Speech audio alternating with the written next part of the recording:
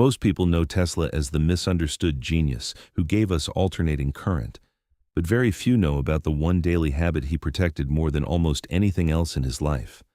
Not a morning routine, not a diet, not a meditation practice, something far more specific and far more strange.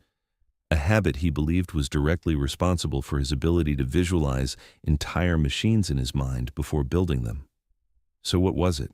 And what does modern science actually say about it?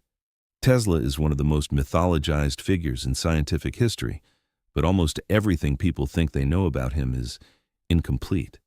He wasn't just a lonely, tortured genius working in the dark. He was a deeply disciplined, almost obsessively structured man, one who believed the human mind, when properly maintained, could function like a precision instrument. Born in 1856 in a small Serbian village, Tesla showed extraordinary mental abilities from childhood. He could memorize entire books after reading them once. He performed calculus in his head while his teachers accused him of cheating. He spoke 8 languages fluently by the time he reached university. But here's what almost nobody talks about. Tesla suffered severe mental breakdowns multiple times throughout his life, episodes of complete cognitive collapse that left him unable to work for months at a time. And it was precisely because of those breakdowns that he became so obsessive about protecting his mental performance. He studied his own mind the way an engineer studies a failing machine. He tracked what drained him, he tracked what restored him, and he built his entire daily life around one discovery that changed everything. Most people assume Tesla's genius came from the hours he spent inside the laboratory, but the most important work happened outside of it. Tesla walked every single day without exception between 8 and 10 miles, not casually, not as exercise in the modern sense. He walked with intention, alone, at a consistent pace, usually in the late afternoon or early evening, through the streets of whatever city he was living in at the time. In New York, he walked the blocks around Bryant Park and Madison Square Garden for decades. But the walking itself was only half of it. The other half was what he did during the walk. Tesla used these sessions as what he called mental rehearsal. He would take an engineering problem he was working on, hold it in his mind, and let it run, like a simulation, as he moved. No notebook, no assistant, no interruptions. Just the problem, the motion, and the mind working through it. He described this process in his autobiography, My Inventions, published in 1919. He wrote that he could visualize machines so precisely during these sessions that he could mentally test them, identify faults, and redesign them, all before touching a single physical component. Here's the part that surprises most people. When Tesla finally built a physical prototype, it almost always worked on the first attempt. Not because he was lucky, but because by the time metal met machine, he had already run it thousands of times inside his mind. Here's something that should change the way you think about productivity. Tesla had no neuroscience to back this habit up, but modern research has spent decades proving him right. Walking, specifically rhythmic low-intensity movement, triggers what neuroscientists call the default mode network. This is the part of the brain that activates not when you're focused on a task, but when your conscious attention is relaxed. And here's what makes it remarkable. The default mode network is directly linked to creative insight, problem solving, and what researchers call associative thinking, the ability to connect ideas that don't obviously belong together. A Stanford University study published in 2014 found that walking increases creative output by an average of 81%, not jogging, not intense exercise. Walking, but it goes further than creativity. Neuroscientist Shane O'Mara, author of In Praise of Walking, found that walking stabilizes mood, reduces cortisol levels, and enhances working memory, the exact cognitive functions Tesla was trying to protect after his breakdowns. Tesla didn't have the vocabulary for any of this, but he had something more valuable. He had decades of personal observation, treating his own mind as the experiment, and the results kept proving the habit worked. If you think the walk was just a healthy habit, what happened in Budapest in 1882 will change your mind completely. Tesla was walking through a city park with a friend when the complete design of the rotating magnetic field appeared fully formed in his mind. He grabbed a stick and drew the diagram in the dirt on the spot. That single moment, on a walk, became the foundation of the modern electrical grid, the system that powers virtually every building on Earth today. But that wasn't the only time it happened. Tesla credited walking with giving him the mental clarity behind his work on the Tesla coil, early radio transmission, and his experiments with wireless energy transfer. The pattern was always the same. Weeks of intense laboratory work, followed by a walk where the pieces suddenly connected. What's important here is the structure of that pattern. Tesla wasn't walking for health. He was using physical movement as a deliberate cognitive tool, a way to shift his brain out of focused analytical mode and into the wider, more connective state where real breakthroughs happen. He didn't wait for inspiration. He engineered the conditions that made it inevitable.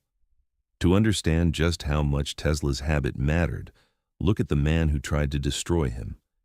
Thomas Edison is the obvious comparison.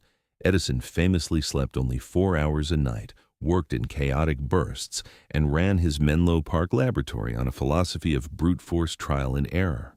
He once said that genius is 1% inspiration and 99% perspiration. Tesla thought that was exactly wrong, and the numbers support Tesla's frustration. Edison tested over 6,000 materials before finding the right filament for the light bulb. Tesla, working on the same problem of electrical efficiency, solved his central challenge, the design of the AC motor, in a single moment of insight during a walk. But this wasn't just about Edison.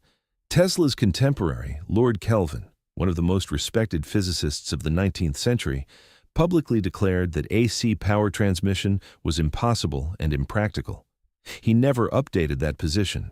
Tesla, meanwhile, demonstrated it working at the 1893 World's Fair in Chicago, powering over 100,000 light bulbs simultaneously. The difference wasn't raw intelligence, it was the quality of thinking each man was willing to protect.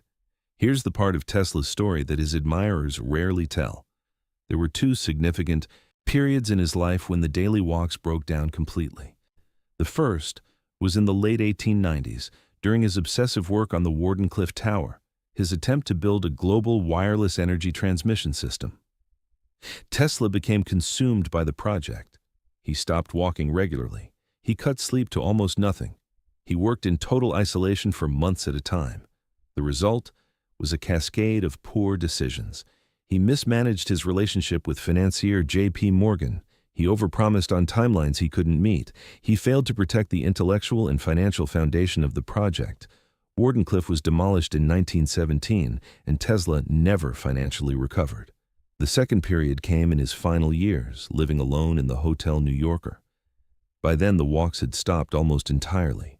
Tesla spent those years cycling through increasingly disconnected ideas: wireless death rays, communication with other planets, theories with no grounding in the practical engineering thinking that had defined his best work. The habit hadn't just supported his genius, it had been the structure holding it together. Here's the idea that completely reframes everything you think you know about Tesla. The popular image is the lone genius struck by random lightning bolts of inspiration. But that image misses the most important part of the story. Tesla's breakthroughs weren't random. They were the output of a carefully maintained cognitive system, one built around daily movement, deliberate mental rehearsal, and deep protection of his own attention. He avoided alcohol for most of his working life, stating it directly interfered with mental clarity.